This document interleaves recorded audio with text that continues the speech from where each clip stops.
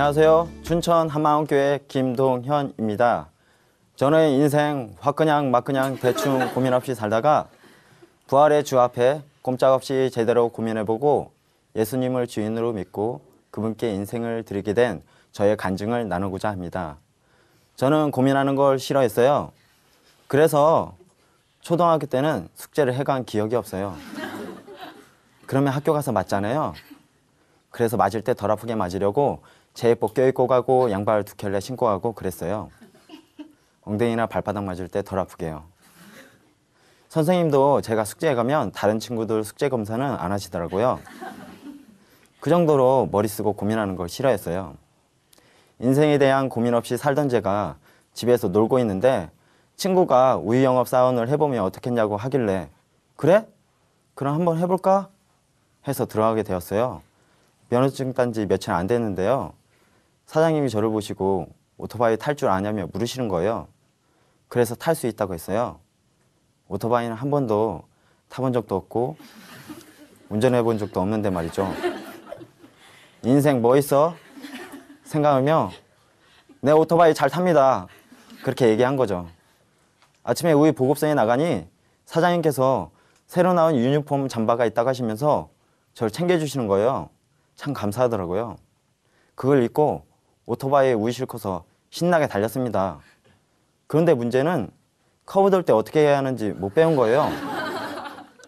사실 시동 켜고 앞으로 가는 것만 키 받고 연습 좀 했거든요. 결국 사거리에서 우유와 함께 자빠졌어요. 그 동네 사거리를 기점으로 여고가 3개나 되는데요.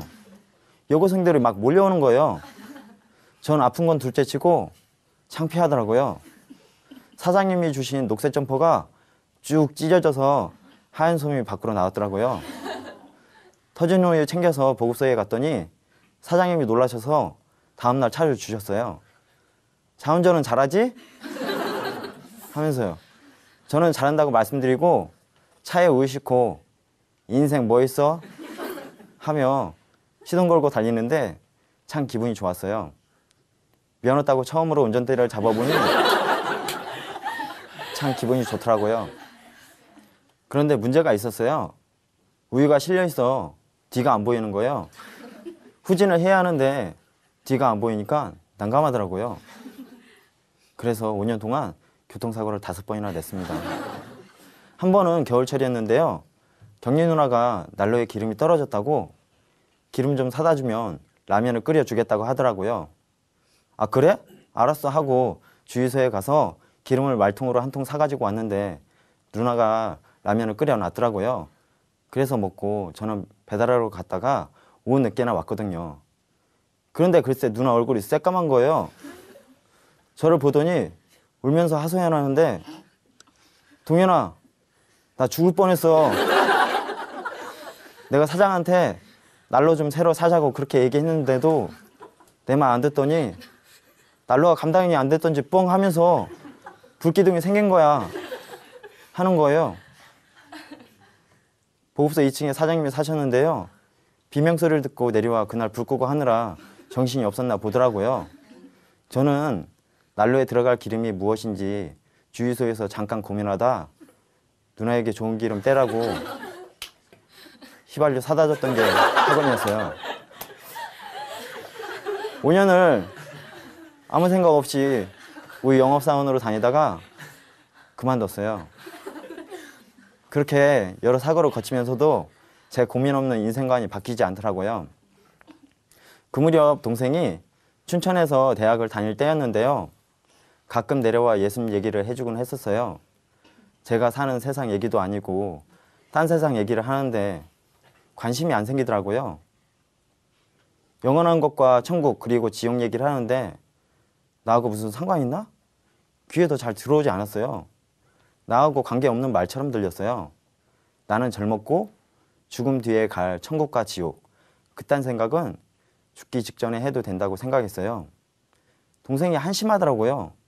너는 먹고 살만하니까 그런 걱정도 하는구나 생각이 들었어요. 그때 저는 뭘 해서 먹고 살아야 하나 할 때였거든요. 그런데 동생이 공무원을 해보면 어떻겠냐고 하는 거예요. 공부하기 싫어하는 제게 말이죠. 고민해보지도 않고 싫다고 하는데 동생이 소방 가는 형하고 딱 맞는 직업이라고 하는 거예요. 동생이 다니는 교회에 소방관이 많다면서 설득하는데 그래? 그럼 한번 해볼까? 하고는 공부하기 시작했어요. 그 와중에도 동생이 성경책을 읽으면서 공부하라고 해서 처음에는 무시하다가 조금씩 읽기 시작했는데요. 성경 속에 나오는 제자들의 어이없는 모습에 예수님이 참 불쌍하다는 마음이 들면서 교회에 대해 조금씩 마음이 열리기 시작하더라고요. 그러던 어느 날 동생이 올라왔어요. 어머니께서 기분이 안 좋은 상태였는데 동생이 예수님 믿으시라고 말을 꺼낸 거예요. 어머니께서는 그럴 거면 당장에 내려가라 화내셨고 동생은 다시 춘천으로 내려갈 수밖에 없었어요. 전 속으로 이런 생각이 들더라고요. 넌 춘천으로 내려가면 그만이지만 남아있는 나 어떻게 하라고 하면서 화가 나더라고요. 그 일이 있고 어머니께서 계속 동생 얘기를 하시는 거예요. 예수에 미쳤다고. 눈만 뜨면 얘기하시는데 듣다 못해 어머니께 제가 동생을 만나서 바른 길로 인도하고 오겠다고 말씀드렸어요. 그제야 안심이 되시던지 그래 내가 장남이니 그 녀석 만나서 옳은 길로 인도하고 오라고 말씀하시더라고요. 그래서 무작정 내려가면 동생이 놀랄까 봐 미리 전화했죠. 그런데 동생은 오히려 반가워하면서 빨리 오라고 하는 거예요. 갑자기 내려가면 안 될 것 같은 기분이 들더라고요. 괜히 내려간다 그랬나? 후회하면서 춘천에 내려가게 되었어요. 내려가서 동생한테 제가 온 목적을 말하지 못했던 게 실수였어요. 몇 마디 말도 못했는데 교회 가자는 거예요. 그래서 어떻게 해요? 같이 따라갔죠. 갔다 와서 얘기하면 되지 뭐. 그리 급할 건 없다 생각하면서 말이죠. 그날 저는 처음으로 교회에 갔어요. 교회에 가서는 이분이 예수부활 저분이 예수부활 말씀하시는데 그 전에 동생에게 들었던 말인데 뭔 말인지 잘 몰랐거든요. 잘 모르는 말을 너무 많이 들으니까 이제 신물이 나더라고요. 듣고 또 들었는데도 저를 놔주지 않는 형제 자매님들 정말 대단하셨어요. 정말 힘들더라고요. 내가 토요일에 온 것이 잘못이었어 하는 한탄이 계속 나왔어요. 동생네 교회는 토요일 저녁인데도 토요 찬양 예배라는 게 있더라고요. 교회 잠깐 갔다 올 줄 알았는데 해가 떠 있을 때 들어갔다가 어두운 밤이 되어서야 나올 수 있었어요. 동생이 이제는 쉬러 가자고 하면서 형 기숙사에 가면 동생들과 형들이 있는데 불편할 테지만 눈치 보지 말고 편히 쉬어 하더라고요. 그런데 들어가서도 예수님 얘기만 하는 거예요.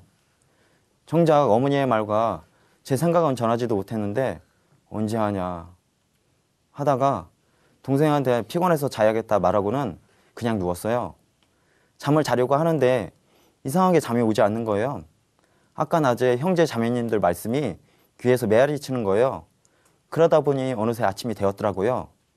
분명 잠을 설친 듯 했는데 눈을 떼는데도 초롱초롱한 제 눈과 가벼운 머리는 뭔가 이상했어요. 아침에 동생이 교회 가는데 제게 갈 거냐 묻기에 간다 하고는 따라갔어요.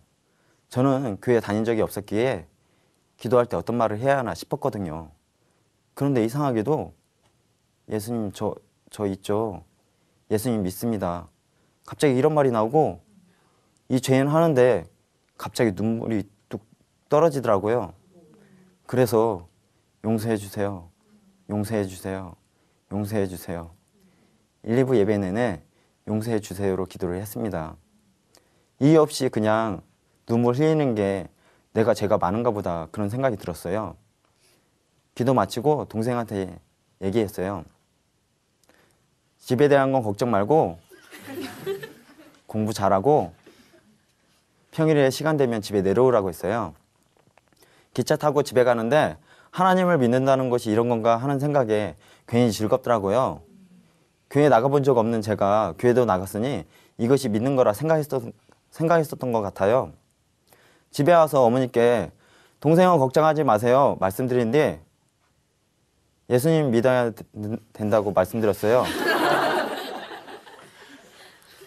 그랬더니 어머니께서 너 미쳤냐? 이걸 어째 하나만 미쳐야 하는데 내려간 놈까지 같이 예수에 미쳤으니 어떻게 하냐 말씀하시더라고요. 그래도 꿋꿋하게 꼭 믿어야 구원받고 천국에 갈 수 있어요. 말씀드렸더니 그에게 또 꺼낼 거면 너도 나가 말하시며 문을 쾅 하고 닫는데 답답했습니다. 저는 그때 저의 이런 모습과 교회를 다니는 거 그리고 회개하며 기도했던 뜨거움의 체험이 예수님을 믿는 거라 생각했어요. 뜨거움도 있었고 영혼에 대한 사랑이 부어져 막 전도도 하고 그랬거든요. 1년 준비 끝에 소방공무원에 합격을 했어요. 합격하고 나서 세상에 사고가 그렇게 많을 줄 처음으로 알았습니다. 사고로 죽는 사람도 있지만 자살해서 죽는 사람이 엄청 많았어요. 화재로 죽고 자살해서 죽고 병으로 죽고 하는데 사람의 죽은 모습이 무섭더라고요. 한 번은 고층 빌딩에서 투신 자살한 현장에 갔는데요. 정말 두려웠습니다. 사람이 이렇게 죽을 수가 있는가. 두려워하며 며칠 힘들어하고 있을 무렵 친한 친구한테서 연락이 왔습니다. 친구는 조립 판넬로 건물 짓는 일을 했는데요. 저도 몇 번 따라가 일을 했는데 정말 위험한 일이었어요. 인생 뭐 있어 하던 저도 그 일은 사고 나면 바로 죽을 것 같아 손을 뗐거든요. 그런데 그 친구가 높은 곳에서 일하다 사고가 난 거예요. 의식이 없다는 얘기를 들었을 때 가슴이 떨려 막 기도했어요. 친구 살려달라고요. 기적적으로 그 친구는 온몸이 마비가 되었지만 살아났습니다. 그때 이런 생각이 들더라고요. 허무하게 사람이 막 죽어나가는 마당에 별 생각도 없으면서 열심히 사느냐 하는 제 모습이 무슨 소용이 있나 하는 생각이 들었어요. 죽으면 끝나는 것을. 마침 그때 동생을 통해 잠시 연결되었던 장흥교회에서 연락이 왔어요. 내일 장흥교회 예배인데 참석할 수 있겠냐 하시는데 오랜만에 들려오는 교회 형님의 목소리가 듣기 좋았습니다. 장흥교회 예배에서 교회 형님이 제게 말했습니다. 네가 구원을 받았는지 받지 않았는지 분명하지 않은데 네가 죽으면 어떻게 안심할 수 있겠냐는 말을 들었을 때 나 구원 받았는데? 갑자기 막 고민이 되었습니다. 며칠 동안 네가 죽으면 안심해도 되는지 하는 말이 계속 생각나고 고민이 되는 거예요. 고민이라고는 제대로 해본 적 없는 제가 말이죠. 아주 죽을 맛이었어요. 나중엔 그냥 화가 났어요. 예수님을 믿으면 천국 가는 줄로만 알고 있었는데 이건 또 뭔가 하는 생각이 들었어요. 예수님이 하나님이라는 사실을 알고 요한복음을 읽고 눈물도 흘렸는데 이것 가지고 부정한가? 머리가 복잡해지면서 가슴도 답답하고 교회 형님의 물음에 갑자기 짜증이 밀려왔어요. 좀 풀어서 얘기해 주면 안 되나? 사람 고민하게 하고. 자기들만 알고 있다고 너무하는 거 아니야? 나도 몰라. 고민하기 싫은데 자꾸 고민이 되었습니다. 며칠을 고민하다가 하나님께 따지기 시작했어요. 하나님 저 모르세요?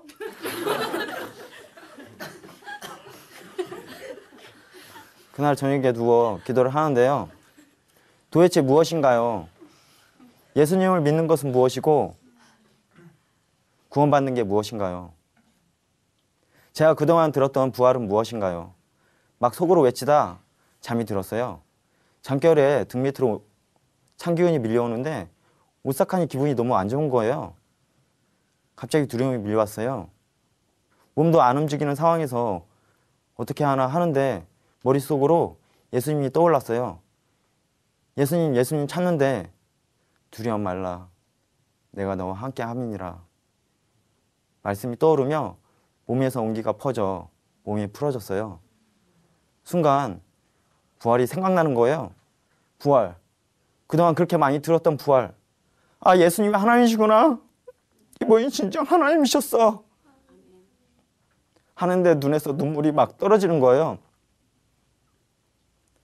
볼지어다 내가 문 밖에 서서 두드리노니 누구든지 내 음성을 듣고 문을 열면 내가 그에게로 들어가 그로 더불어 먹고 그는 나로 더불어 먹으리라. 이 말씀이 떠올라 눈물만 흘렸습니다. 예수님, 제가 그동안 몰랐습니다. 그렇게 문 밖에서 기다리고 계셨는데 몰랐습니다 하며 울었습니다. 그간 동생과 교회 형님이 그렇게도 말하고자 했던 것이 무엇이었는지 알겠더라고요. 그것은 예수님이 나를 위해 대신 죽고 부활하셨는데 내가 믿지 않았구나. 예수님이 부활하셨으면 그분은 하나님이 맞고 이 세상과 나의 주인이 맞는데 예수님을 믿는다고 하면서 주인으로 믿는 것이 아니었어요. 그냥 생각 없이 믿는다고 했던 거예요. 고민하지 않았던 게 문제였습니다. 정말 하나님이 살아계시는가? 정말 하나님이 살아계시다면 어떻게 알 수 있는가? 예수를 믿으면 천국에 간다는데 믿는 것은 무엇인가? 저는 이것에 대해 전혀 고민하지 않았던 거예요. 이렇게 중요한 것을 고민하지 않았구나. 예수님 믿지 않는 죄를 회개하라고 하는데 전 잘못한 죄의 행위만 회개했었습니다. 예수님을 믿지 않는 것이 죄였습니다. 오직 그분, 창세전부터 계획하시고 오셨다 가신 예수 그리스도를 믿지 않는 것이 죄인 것이었어요. 그 죄를 회개하고 예수님을 주인으로 믿으면 제가 주인 되어 살아왔던 그 30년 인생조차 묻지도 않고 따지지도 않고 죄를 사해 주실 뿐만 아니라 그분과 한 몸 되게 하시는 것이었어요. 이렇게 단순할 수가, 이렇게 쉬운 것이었나 하는 생각에 가슴 깊이 뜨거움이 밀려왔습니다. 하나님께서는 인생 뭐 있어? 하며 대충 살아가던 저에게 인생의 뚜렷한 목표를 주셨어요. 바로 전도하고 양육하고 제자를 삼으라고요. 그래서 이 땅에 썩어 없어질 것이 아닌 영원한 곳에 목표를 두고 힘차게 전진하는 삶을 살게 되었어요. 저는 지금 만나는 사람마다 복음을 증거하고 있는데요. 직장에서 센터장님, 직원, 사회복무요원, 식당 이모 등에게 복음을 전하고 또 만나는 사람들에게 복음을 증거하고 있어요. 그런데 하나님이 계시다는 객관적 증거가 있다고, 그것이 바로 부활이라고 말해도 사람들이 놀라지 않는 거예요. 한 번은 함께 근무하는 사회복무요원에게 매일매일 복음을 들려주고 백과사전에 부활도 찾아주고 우리 교회의 교재 1권 부활 성경공부 책자를 10번 읽게 했는데도 예수님이 하나님이 맞는지 모르겠다는 거예요. 그럼 고민해보라고 했더니 고민하기 싫다고 하더라고요. 너무 안타까웠어요. 조금만 고민해보면 성령님께서 밝게 알려주실 텐데 말이죠.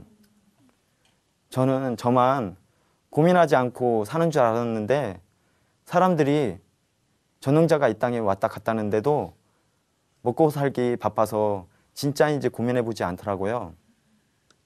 전능자가 이 땅에 오셨다 가셨다는데 고민하지 않는다는 것이 말이 되나요?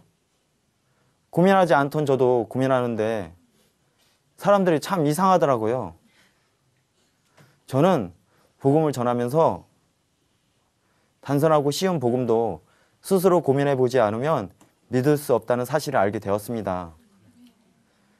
복음을 전하다 보면 무조건 믿어야 한다고 생각하거나 좋은 말씀 잘 들었다며 하나의 교훈 정도로 생각하고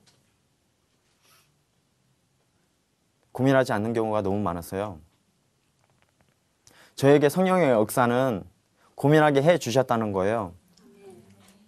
그리고 지금 생각해보면 제가 세상살이에서 고민하지 않았던 이유는 고민이 안 되었던 것이 아니라 고민해봤자 확실한 해결책이 보이지 않기 때문에 회피한 거였어요. 만약 제가 복음 앞에서도 고민해보지 않았다면 저는 여전히 허무한 삶을 살았을 거예요. 그러나 이제는 김효자 모사 전능하신 하나님이신 예수님이 저의 주인 되시니 문제가 생길 때마다 고민 대신 기도로 하나님께 인도함 받는 삶을 살게 되었어요. 그리고 이제는 고민을 회피하는 자가 아니라 고민을 뛰어넘는 자가 되었습니다. 저를 여기까지 인도해 주신 하나님께 감사드리며 간증을 마치겠습니다. 감사합니다.